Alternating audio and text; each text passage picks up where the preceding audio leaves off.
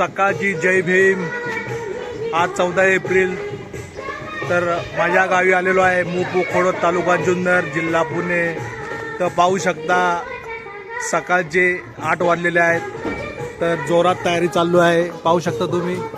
ध्वज आपण आता लावलेला आहे, सुंदर अशी रांगोळ्या काढलेल्या आहेत। तर जयंतीची तयारी थोड्या वेळात बुद्धवंदना आणि ध्वजारोहण होईल। पाहू शकता सुंदर अशा रांगोळीने सजवलेलं आहे, सुंदर रांगोळी सजवली आहे बघा। समाज मंदिरामध्ये थोड्या वेळात पूर्ण सज्ज झालेला आहे।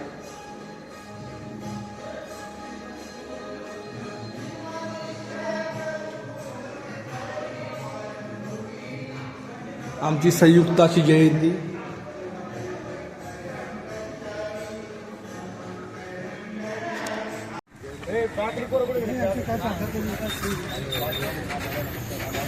जयंतीच्या निमित्तानं जयंतीचं औचित्य साधून या ठिकाणी ग्रामपंचायतच्या निधीच्या 15% निधीच्या माध्यमातून एक भव्य दिव्य स्मारक डॉक्टर बाबासाहेब आंबेडकरांच्या नावाचं स्मारक या ठिकाणी आपण उभं केलेलं आहे। आणि अतिशय देखणं सुंदर अशा पद्धतीने त्या ग्रामपंचायतच्या माध्यमातून हे स्मारक या ठिकाणी उभं राहिलेलं आहे। या स्मारकाचं उद्घाटन आज डॉक्टर बाबासाहेब आंबेडकरांच्या 135व्या जयंतीच्या निमित्ताने या ठिकाणी आपण करणार आहोत। आणि ह्या स्मारक या ठिकाणी आपण 135वी डॉक्टर बाबासाहेब आंबेडकरांची जयंती साजरी करीत आहोत। आणि गेली 35 वर्षे ते 36 वर्ष या ठिकाणी आपण बाबासाहेबांची जयंती साजरी करतो।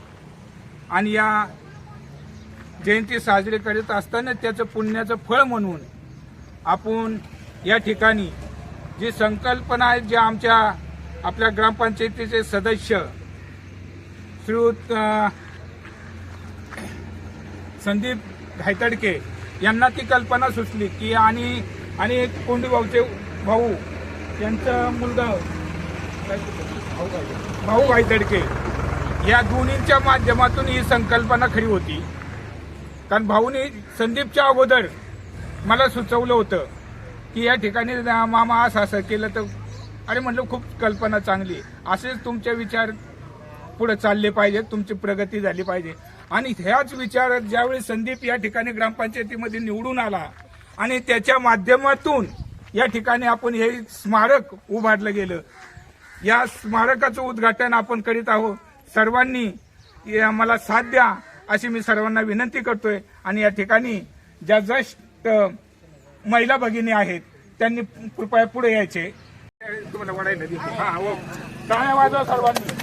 आणि सगळ्यांनी पुष्पात हे करायचे, घ्यावर हे करून घ्यावर। डॉक्टर बाबासाहेब आंबेडकरांचा परमपूज्य डॉक्टर बाबासाहेब आंबेडकरांचा डॉक्टर बाबासाहेब आंबेडकरांचा तथागत भगवान बुद्धांचा तथागत भगवान बुद्धांचा छत्रपती शिवाजी महाराजांचा। चला पुढे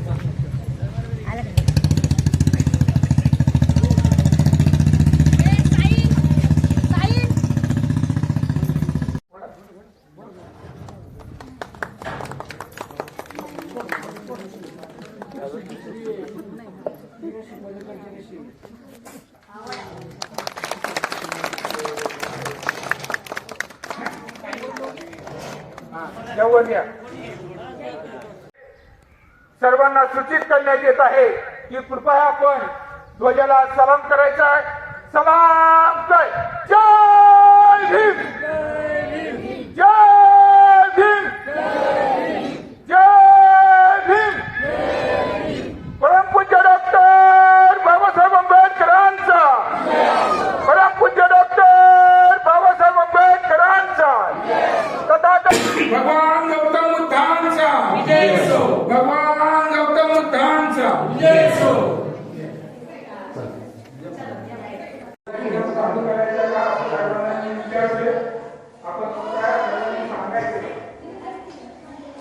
भगवंत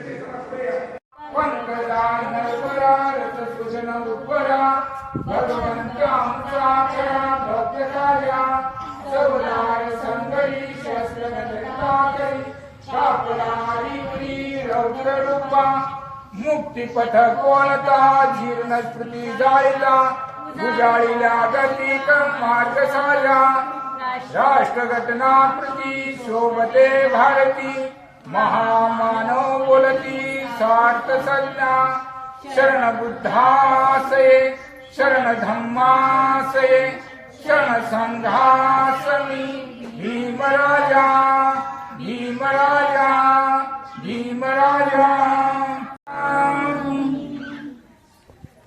धम्मं नमामि संघं नमामि धम्मं शरणं गच्छामि संघं शरणं गच्छामि द्वितीयंपि बुद्धं शरणं गच्छामि द्वितीयंपि बाबासाहेबांना मानवंदना करून आपल्या आई रमाई आई जिजाऊ माता छत्रपती शिवाजी महाराजांना वंदना करून आज 135वी जयंती.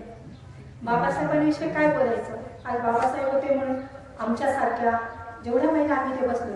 आज आम्ही पुरुषाच्या खांद्याला खांदा देऊन उभं राहिलो. कोणी विमान चालवून बघितलं तर कोणी गाडी चालवून बघितली, कोणी शाळेमध्ये शिक्षक होऊन बघितलंय तर कोणी स्वतःची शेती चालू केली. प्रत्येक क्षेत्रामध्ये आज महिलांचा जो ठसा उमटलाय तो बाबासाहेबांमुळे. त्यांनी जे संविधान दिलं त्याच्यामुळे आज आपला भारत चालतो. भारतात नाही तर जगातच. आताच माझ्या आधी दादांनी सांगितलं की बाबासाहेबांच्या विषयी किती सांगू आणि काय सांगू, तर सांगताना माझे शब्दही कमी पडतील. मी परत एकदा सगळ्यांना जयंतीच्या शुभेच्छा देते आणि थांबते.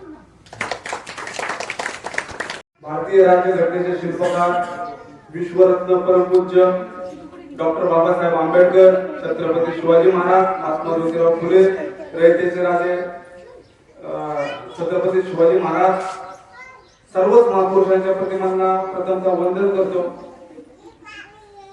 135व्या भारतरत्न डॉक्टर बाबासाहेब आंबेडकरांच्या जयंतीनिमित्त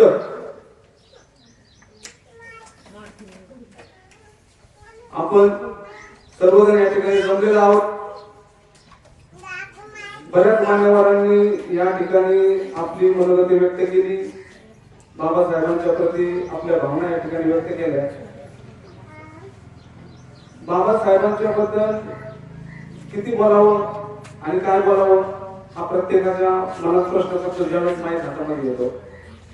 कारण बाबासाहेब हे व्यक्तिमत्व असं आहे की त्या व्यक्तिमत्वाची त्या व्यक्तिमत्वाचं कर्तृत्व ज्यावेळेस आपण सांगतो त्यावेळेस समुद्राची पातळी सुद्धा कमी पडेल एवढं मोठं कार्य त्या महापुरुषांनी करून ठेवलेलं आहे. बाबासाहेबांनी